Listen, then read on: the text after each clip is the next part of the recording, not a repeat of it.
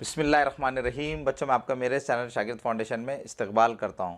बच्चों, आज मुझे बहुत खुशी हो रही है कि आज से मैं आपको 7वीं रियाजी के 5वें बहुत ही दिलचस्प सबक नातिक़ आदाद और उन पर आमाल यानी rational numbers and operations on rational numbers को पढ़ाने की शुरुआत कर रहा हूं। बच्चों, इस सबक में हम क्या करने वाले हैं? इस सबक में हम नातिक़ आदाद किन को कहा जाता है और नातिक़ आदाद पर अमल किस तरह से किया जाता है, यानी नातिक़ आदाद की जमा, तफरीक़, ज़र्ब और तक़सीम किस तरह से की जाती है, इसको हम डिटेल में समझने वाले हैं। लेकिन बच्चों, आज हम इस सबक के इस पहले लेक्चर में क्या करेंगे? आज हम इस सबक के इस पहले लेक्चर में सिर्फ ये समझेंगे कि नातिक़ आदाद यानी रैशनल नंबर्स किनको कहा जाता है। अगर बच्चों आप ये अच्छी तरह से समझ लेंगे कि नातिक़ आदाद यानी रैशनल नंबर्स किनको कहा जाता है, तो आप बहुत आसानी से इस पूरे सबक को समझ सकेंगे। तो चलिए बच्चों, हम क्या करते हैं? सबसे पहले आज हम इस लेक्चर में नातिक़ आदाद किनको कहा जाता है, रैशनल नंबर्स किनको कहा जाता है, इसको डिटेल में समझ लेते हैं। बच्चों, इससे पहले एक वीडियो में मैंने नातिक़ आदाद यानी रैशनल नंबर्स किनको कहा जाता है इसको बहुत ही डिटेल में और आसान तरीके से एक्सप्लेन किया है। अगर बच्चों आप उस पूरे वीडियो को देख लेते हैं तो मैं आपको यकीन दिलाता हूं कि आपको नातिक़ आदाद किनको कहा जाता है ये ज़िंदगी भर कन्फ्यूजन नहीं रहेगा। तो चलिए बच्चों, सबसे पहले मैं क्या करता हूँ, उस वीडियो को चला लेता हूँ जिसमें मैंने नातिक़ आदाद किनको कहा जाता है इसको डिटेल में एक्सप्लेन किया है। तो चलिए सबसे पहले हम क्या समझ लेते हैं कि नातिक़ आदाद किनको कहते हैं। बच्चों, आज हमारे वीडियो का टॉपिक है रैशनल नंबर्स, नातिक़ आदाद। तो चलिए अब हम इस वीडियो की शुरुआत करते हैं। लेकिन बच्चों, इससे पहले कि हम रैशनल नंबर्स को, नातिक़ आदाद को समझें, पहले हम क्या करेंगे, थोड़ा सा रिवीजन कर लेंगे और इसमें हम ये समझेंगे कि इंटीजर्स किनको कहते हैं, यानी सही आदाद किनको कहा जाता है। ठीक है, तो चलिए सबसे पहले हम इंटीजर्स किनको कहा जाता है, सही आदाद किनको कहा जाता है, इसको समझ लेते हैं। अगर आप इंटीजर्स को अच्छी तरह से समझ जाएंगे तो आप आसानी से रैशनल नंबर्स को भी समझ सकेंगे। तो चलिए इस वीडियो की शुरुआत करते हैं। तो सबसे पहले हम समझेंगे कि सही आदाद इंटीजर्स किनको कहा जाता है। बच्चों, इंटीजर्स किनको कहा जाता है इससे तो आप पहले से ही वाकिफ़ हैं। इंटीजर्स यानी सीफर, गिनती के आदाद यानी 1 2 3 4 एंड सो ऑन। इस तरह से गिनती के आदाद बेशुमार है। और इसी तरह से मनफी आदाद, -1, -2, -3, -4 और इसी तरह से मनफी आदाद भी आगे बेशुमार है। ठीक है, तो बच्चों ये सीफर, गिनती के आदाद यानी काउंटिंग नंबर्स और मनफी आदाद यानी नेगेटिव नंबर्स, इन तमाम आदाद का जो ग्रुप है, इन तमाम आदाद के ग्रुप को क्या कहा जाता है? सही आदाद कहा जाता है, इंटीजर्स कहा जाता है। इन तमाम आदाद, सीफर, गिनती के आदाद और मनफी आदाद के ग्रुप को क्या कहा जाता है? सही आदाद, सही आदाद, इंटीजर्स। तो बच्चों ये है सही आदाद, इंटीजर्स। सीफर, गिनती के आदाद यानी काउंटिंग नंबर्स, मनफी आदाद यानी नेगेटिव नंबर्स, इन तमाम आदाद के ग्रुप को क्या कहा जाता है? सही आदाद कहा जाता है, इंटीजर्स कहा जाता है। इसी तरह से बच्चों आप इस बात से भी वाकिफ़ है कि सही आदाद को, इंटीजर्स को अददी ख़त पर, नंबर लाइन पर किस तरह से ज़ाहिर किया जाता है। यहाँ पर आप देख सकते हैं कि सही आदाद को नंबर लाइन पर, अददी ख़त पर इस तरह से ज़ाहिर किया जाता है। दरमियान में, बीच में सीफर को लिखा जाता है और फिर सीफर के दाएं तरफ गिनती के आदाद को यानी काउंटिंग नंबर्स को बच्चों नेचुरल नंबर्स भी कहा जाता है।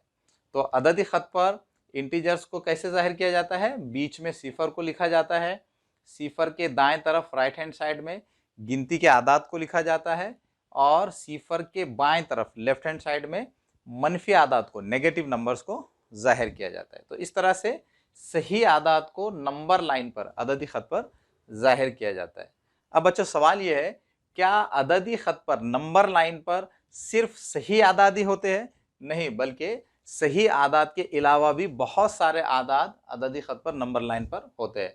यहाँ पर आप देख सकते हैं कि सीफर से 1 के दरमियान में, इसी तरह से 1 से 2 के दरमियान में, इसी तरह से अददी ख़त पर हर दो नंबर्स के दरमियान में भी बेशुमार नंबर्स होते हैं, बहुत सारे आदाद होते हैं। उन्हीं आदाद को क्या कहा जाता है? उन्हीं आदाद को नातिक़ आदाद कहा जाता है, रैशनल नंबर्स कहा जाता है। तो बच्चों इस वीडियो में हम सिर्फ ये देखने वाले हैं कि रैशनल नंबर्स, नातिक़ आदाद किनको कहते हैं। मैंने इस पर एक वीडियो बनाया है जिसमें मैंने ये डिटेल में बताया है कि नंबर लाइन पर, अददी ख़त पर हर दो नंबर्स के दरमियान में नातिक़ आदाद को, रैशनल नंबर्स को किस तरह से जाहिर किया जाता है। मैं आपको इस वीडियो के डिस्क्रिप्शन बॉक्स में उस वीडियो की लिंक दे दूंगा। अगर आप उस वीडियो को देख लेंगे तो आप बहुत अच्छी तरह से समझ जाएंगे कि रैशनल नंबर्स को अददी ख़त पर, नंबर लाइन पर किस तरह से जाहिर किया जाता है। ठीक है, अभी हमको इस वीडियो में सिर्फ ये समझना है कि रैशनल नंबर्स बोलते किन को है, रैशनल नंबर्स किन नंबर्स को कहा जाता है। ठीक है, तो चलिए अब हम रैशनल नंबर्स किन को कहते हैं, नातिक आदाद किन को कहते हैं, इसको समझ लेते हैं। बच्चों यहाँ पर मैंने नातिक आदाद, रैशनल नंबर्स किन को कहा जाता है, इसकी यहाँ पर डेफिनेशन लिखी है, उसकी तारीफ लिखी है। अगर आप इस डेफिनेशन को समझ जाएंगे तो आप आसानी से नातिक आदाद को समझ सकते हैं। ठीक है बच्चों, नातिक आदाद की तारीफ मैंने यहाँ पर लिखी है कि ए बटे बी की सूरत वाले आदाद को नातिक आदाद कहते हैं, रैशनल नंबर्स कहते हैं।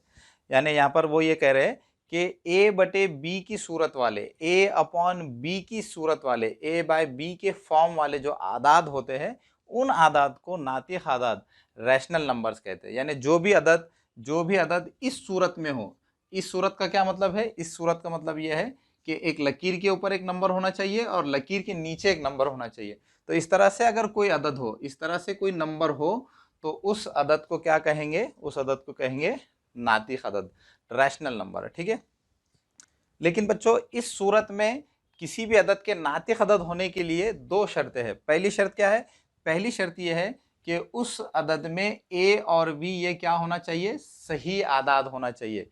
यानी ए भी सही अदद होना चाहिए, यानी ये लकीर के ऊपर जो नंबर होता है जिसको हम शुमार कुनिंदा कहते हैं, तो वो भी सही अदद होना चाहिए, और लकीर के नीचे वाला जो अदद है जिसको हम नसब नुमा यानी डिनोमिनेटर कहते हैं, तो वो क्या होना चाहिए, वो भी सही अदद होना चाहिए। ठीक है, इसी तरह से इस सूरत वाले किसी भी अदद के नातिक अदद होने के लिए दूसरी शर्त यह है कि इस अदद में जो नसब नुमा में जो नंबर है वो नंबर सिफर नहीं हो सकता। ठीक है, तो इस तरह से बच्चों इस सूरत वाले अदद के नातिक अदद होने के लिए दो शर्तें हैं। पहली शर्त यह है कि इस अदद में ए और बी ये सही आदाद होना चाहिए, और दूसरी शर्त यह है कि बी ये सिफर नहीं होना चाहिए। तो अगर इस तरह का कोई अदद है जो इस सूरत में है और उसमें ये दो शर्तें पाई जाती है, तो उस अदद को हम क्या कहेंगे, नातिक अदद कहेंगे, रैशनल नंबर कहेंगे। ठीक है, अब बच्चों मैं आपको नातिक आदाद की कुछ मिसालें बताता हूँ ताकि आपको अच्छी तरह से ये समझ में आ जाए कि नातिक आदाद किन को कहते हैं। ठीक है, जैसे बच्चों नातिक आदाद की कुछ मिसालें मैं यहाँ लिख लेता हूँ। मिसाल के तौर पर 1/2, 1/2 आप यहाँ पर देख सकते हैं कि ये एक नातिक अदद है क्योंकि ये ए बटे बी की सूरत में लिखा गया है, और साथ ही साथ इसमें नातिक अदद होने की दोनों शर्तें भी पाई जाती है। पहली शर्त यह है कि शुमार कुनिंदा और नसब नुमा, न्यूमरेटर और डिनोमिनेटर ये सही आदाद होना चाहिए। तो यहाँ पर आप देख सकते हैं कि 1 और 2 ये क्या है, सही आदाद के ग्रुप में शामिल है। और इसी तरह से इस अदद में दूसरी शर्त भी पाई जाती है कि बी यहाँ पर सिफर नहीं है, यानी यहाँ पर नसब नुमा में, डिनोमिनेटर में जो अदद है वो सिफर नहीं है। तो इस तरह से हम यहाँ पर ये कह सकते हैं कि 1/2 ये क्या है, एक नातिक अदद है, रैशनल नंबर है। इसी तरह से नातिक आदाद की हम और कुछ मिसालें देख लेंगे। -3/4, -3/4 ये भी एक नातिक अदद है, एक रैशनल नंबर है क्योंकि ये ए बाय बी के फॉर्म में लिखा गया है और उसमें ये दोनों शर्तें पाई जाती है। ठीक है, इसी तरह से 65/8 ये भी एक नातिक अदद है। इसी तरह से नातिक अदद की एक मिसाल हम और ये देख सकते हैं 7/10। ठीक है, तो बच्चों ये है नातिक आदाद की कुछ मिसालें। इस तरह से बहुत सारे नातिक आदाद की मिसालें हम देख सकते हैं। ठीक है, अब बच्चों आपके जहन में ये सवाल आ रहा होगा कि हमने जो पिछली क्लासेस में जो फ्रैक्शंस को पढ़ा था, कसरों को पढ़ा था, तो कसरे भी तो ए बटे बी की सूरत में ही लिखी जाती है, तो क्या कसरे नातिक आदाद है? तो बच्चों यहाँ पर ये बात आप अच्छी तरह से नोट कर लीजिए कि जितनी भी कसरे है, जितनी भी फ्रैक्शंस है, तो वो भी क्या है, नातिक आदाद में ही शामिल है। जैसे यहाँ पर हम कसरों की मिसाल देख सकते हैं 1/2, 1/3 या 5/8। इसी तरह से एक कसरे की मिसाल हम ये देख सकते हैं 10/12, या फिर एक एग्जांपल हम ये देख सकते हैं 11/5। तो बच्चों चूँकि तमाम कसरे, तमाम फ्रैक्शंस ये ए बटे बी की सूरत में ही होती है और साथ ही साथ उनमें ये दोनों शर्तें भी पाई जाती है, इसलिए तमाम कसरे, तमाम फ्रैक्शंस ये भी क्या है, ये भी नातिक आदाद ही है, यानी तमाम कसरे ये नातिक आदाद में ही शामिल है। ठीक है, तो बच्चों इस तरह से हमने यहाँ पर नातिक आदात को समझ लिया है। अब बच्चों मैं आपको आखिर में आपकी मज़ीद मालूमात के लिए, एक्स्ट्रा नॉलेज के लिए मैं आपको एक और बात बता देता हूँ, ताकि आप रैशनल नंबर्स को, नातिक आदात को बहुत अच्छी तरह से समझ सके। लेकिन पहले मैं क्या करता हूँ, थोड़ा ये बोर्ड साफ कर लेता हूँ, ठीक है।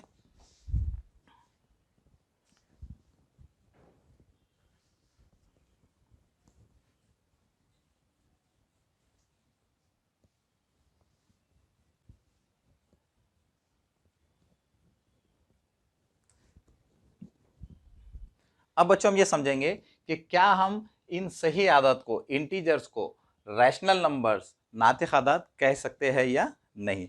बच्चों अभी आपने ये देखा कि हम कसरों को फ्रैक्शंस को रैशनल नंबर्स भी बोल सकते हैं, क्योंकि कसरों में रैशनल नंबर्स की जो खुसूसियात है वो खुसूसियात उनमें पाई जाती है, इसलिए हम कसरों को भी रैशनल नंबर्स, नातिक आदात कह सकते हैं। लेकिन अब सवाल ये है कि क्या हम सही आदात को, इंटीजर्स को भी रैशनल नंबर्स कह सकते हैं या नहीं। तो बच्चों उसका जवाब है कि हम सही आदात को, इंटीजर्स को भी रैशनल नंबर्स, नातिक आदात कह सकते हैं। अब बच्चों आपको मेरा ये जवाब सुनकर थोड़ी हैरत हो रही होगी, क्योंकि ये जो सही आदात है, सही आदात ये ए बटे बी की सूरत में, ए बाय बी के फॉर्म में तो नहीं है, तो फिर हम इन सही आदात को, इन इंटीजर्स को किस तरह से रैशनल नंबर्स कह सकते हैं। तो चलिए बच्चों मैं आपको इसका एक जवाब देता हूँ, ठीक है। जैसे बच्चों यहाँ पर आप देख सकते हैं कि इस अददी ख़त पर सही आदात लिखे गए हैं, तो मैं क्या करता हूँ, यहाँ से एक सही अदद लेता हूँ 1। अब मुझे ये चेक करना है कि सही अदद 1, इसको मैं नातिक अदद, रैशनल नंबर कह सकता हूँ या नहीं। तो पहली नज़र में हो सकता है कि आप कहें कि चूंकि ये जो नंबर है ये ए बटे बी की सूरत में नहीं है, इसलिए हम इसको नातिक अदद नहीं कह सकते। लेकिन बच्चों यहाँ पर अगर आप थोड़ा गौर से देखेंगे तो हम इस नंबर को इस तरह से भी लिख सकते हैं, 1/1। तो जब हम 1 को 1/1 इस तरह से लिखेंगे तो 1 की जो सूरत है वो कैसी बन जाएगी, ए बटे बी की तरह बन जाएगी, ठीक है। तो अब हम यहाँ पर क्या कर सकते हैं, यहाँ पर हम ये कह सकते हैं कि 1 क्या है, नातिक अदद है। लेकिन आप सोच रहे होंगे कि हम 1 को 1/1 किस तरह से लिख सकते हैं। देखिए बच्चों यहाँ पर 1/1 का क्या मतलब होता है, 1/1 का मतलब ये होता है कि 1 को 1 से डिवाइड करना है। तो जब आप 1 को 1 से डिवाइड करेंगे तो क्या जवाब आएगा, जवाब आएगा 1। तो इसका मतलब क्या हुआ कि 1/1 और 1 ये दोनों भी सेम है, ठीक है। तो इसका मतलब ये हुआ कि हम 1 को 1/1 इस तरह से भी लिख सकते हैं। तो इस तरह से हम यहाँ पर ये कह सकते हैं कि 1 क्या है, 1 ये नातिक अदद है, ठीक है। इसी तरह से बच्चों यहाँ पर जो सही अदद 2 है, तो हम 2 को क्या कर सकते हैं, 2 को हम 2/1 भी लिख सकते हैं। 2 को हम 2/1 इस तरह से क्यों लिख सकते हैं, क्योंकि 2/1 का मतलब भी क्या होता है, 2 ही होता है। देखिए बच्चों 2/1 का क्या मतलब होता है, 2 को 1 से डिवाइड करना है। तो 2 को 1 से डिवाइड करेंगे तो क्या जवाब आएगा, 2 ही आएगा। तो इसका मतलब क्या है कि 2 और 2/1 ये दोनों भी सेम चीज़ है, ठीक है। तो इस तरह से हम यहाँ पर ये कह सकते हैं कि हम 2 को 2/1 इस तरह से भी लिख सकते हैं। तो चूंकि हम 2 को 2/1 की सूरत में लिख सकते हैं, यानी ए बटे बी की सूरत में लिख सकते हैं, यानी नातिक अदद की सूरत में लिख सकते हैं, इसलिए 2 भी क्या हो जाएगा, नातिक अदद हो जाएगा। इसी तरह से बच्चों हम ये जो सही आदाद है, ये जो तमाम सही आदाद है, तो इन तमाम सही आदाद को हम क्या कर सकते हैं, नातिक अदद की सूरत में लिख सकते हैं। जैसे एक एग्जाम्पल मैं आपको और बता देता हूँ, जैसे यहाँ पर -3, तो -3 को मैं क्या कर सकता हूँ, -3/1 इस तरह से लिख सकता हूँ, यानी ए बटे बी की सूरत में लिख सकता हूँ, यानी नातिक अदद की सूरत में लिख सकता हूँ। अब बच्चों यहाँ पर देखिए आप कि -3/1 में, 2/1 में, 1/1 में, इन तमाम आदाद में नातिक आदाद की जो 2 खुसूसियात है वो पाई जाती है। तो इस तरह से बच्चों यहाँ पर ये साबित हो जाता है कि हम क्या कर सकते हैं, हम तमाम सही आदात को नातिक आदात भी कह सकते हैं, क्योंकि तमाम सही आदात को हम क्या कर सकते हैं, नातिक अदद की जो सूरत है उसमें लिख सकते हैं, इसलिए हम तमाम सही आदात को नातिक आदात भी कह सकते हैं। बच्चों हो सकता है आपको जहन में ये आ रहा होगा कि हम सिफर को हम नातिक अदद की सूरत में कैसे लिख सकते हैं। तो मैं आपको ये भी बता देता हूँ, सिफर को हम क्या कर सकते हैं, सिफर को हम इस तरह से भी लिख सकते हैं, 0/1, ठीक है। सिफर को हम 0/1 क्यों लिख सकते हैं, क्योंकि सिफर और 0/1 ये दोनों की कीमत एक ही है। 0/1 का क्या मतलब है, 0/1 का मतलब है सिफर को 1 से डिवाइड करना है। तो जब आप सिफर को 1 से डिवाइड करेंगे तो क्या आएगा, 0 डिवाइडेड बाय 1 इज 0, ठीक है। तो इसका मतलब ये हुआ कि हम सिफर को सिफर बटे 1 यानी a बटे b की सूरत में लिख सकते हैं, ठीक है, यानी नातिक अदद की सूरत में लिख सकते हैं। तो बच्चों इस तरह से यहाँ पर ये साबित हो जाता है कि हम सही आदाद को, इंटीजर्स को भी नातिक आदाद कह सकते हैं। तो इस तरह से बच्चों हमने आज इस सबक के इस पहले लेक्चर में नातिक आदाद यानी रैशनल नंबर्स किनको कहा जाता है इसको डिटेल में समझ लिया है। बच्चों मुझे पूरी उम्मीद है कि आपको नातिक आदाद किनको कहा जाता है ये अच्छी तरह समझ में आ गया होगा। अब बच्चों हम क्या करेंगे, इस सबक के दूसरे लेक्चर में इस सबक की जो मश्क़ी सवालात 22 है उसको हल करेंगे। अब बच्चों आखिर में आपसे रिक्वेस्ट है कि अगर आप हमारे चैनल पर नए हैं तो हमारे चैनल को सब्सक्राइब कीजिए। अगर आपको हमारे वीडियोस पसंद आ रहे हैं तो हमारे वीडियोस को लाइक कीजिए और दूसरे बच्चों को भी शेयर कीजिए ताकि हम आपके लिए इसी तरह से मैथमेटिक्स की वीडियोस बनाते रहें।